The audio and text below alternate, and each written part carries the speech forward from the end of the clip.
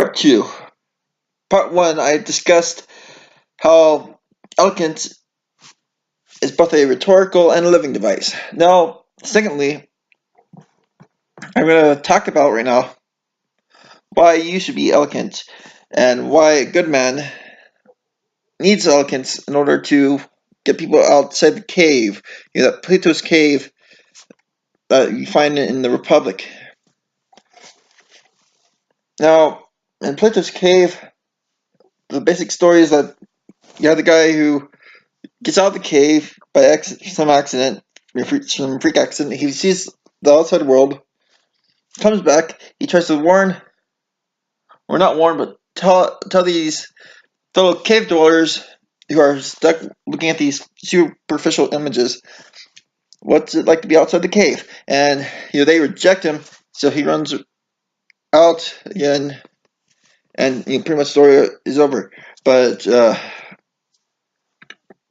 truth is that this story actually shows us not just the nature of enlightenment, as Socrates wanted us to know, but the story of how we can be enlightened by living a good life and what being enlightened means to people around us. Now, not all enlightened people grasp the principle of eloquence, so what does this mean to us? Nothing. This just means that what we need to do is learn how to be eloquent, and that way, by living eloquent lives, not extravagant. There's a big difference, because extravagant is being liberal with your money in such a way that you're spending lavishly on stuff that you don't really need, that won't even help anyone, not even yourself, not for those who are around you. There's no purpose to it. But eloquent, meaning that according to the proper aesthetic principles. And anyway, the whole entire concept is that you learn how to convince people to live the lifestyle of virtue. And in doing this, by being a eloquent person, you will learn how to get people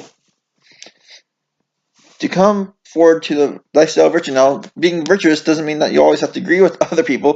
I mean, for example, Aristotle, Zeno, Plato, they all disagreed. Zeno being the Stoic, the one who most of you probably haven't heard.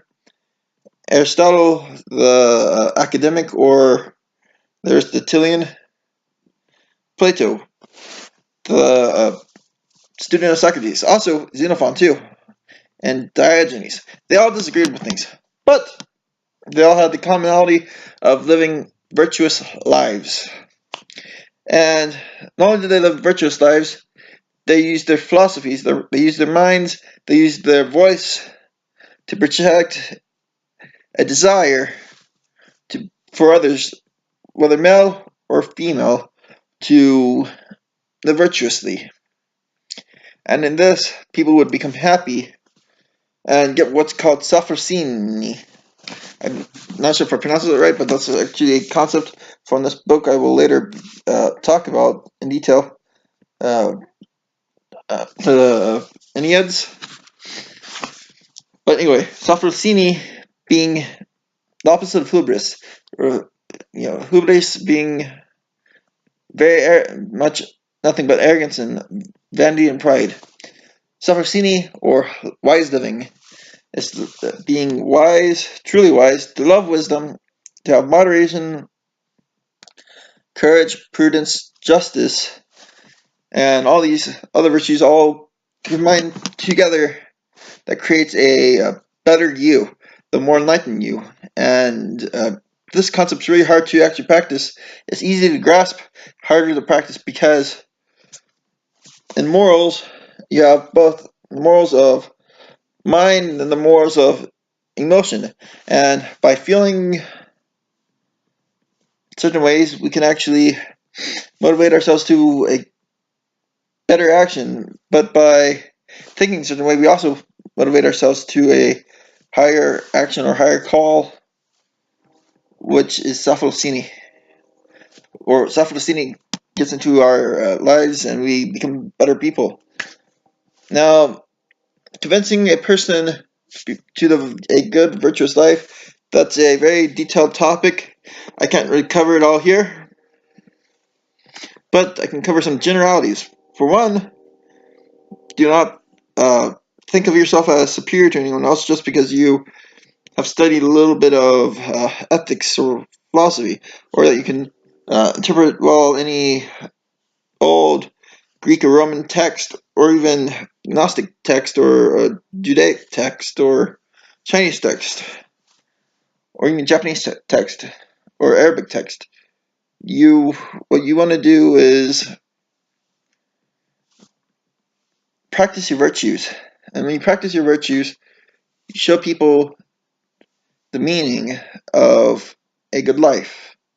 And when you show people this meaning through your actions, you can then begin to grab them and pull them in with your words. The more you grab and pull in, the better things will be, because people will admire you, even if they don't agree with you all the time on everything, if you are able to follow your principles. Now, following your principles, that's the main rule of being eloquent in terms of your living and attracting people to the lifestyle of virtue. Secondly, be smart, because being trying to come off as someone who has higher ideals is different from you portraying yourself as a person who's not well thought out. Because, like, for example, someone who's not well thought out is often seen as weak. If you want to get people on your side, you have to appear strong at least. Because, like, you have the navigator, then you have the strong man, and a whole bunch of people who are ignorant of how to run a ship. Now, that the majority of the crowd might follow the guy who's actually strong, but the guy might be ignorant of how to run a ship. But the navigator, knowing how to navigate through the waves, his task is to look at looking like he's becoming very strong, and in that way he overcomes the strong man who's very ignorant.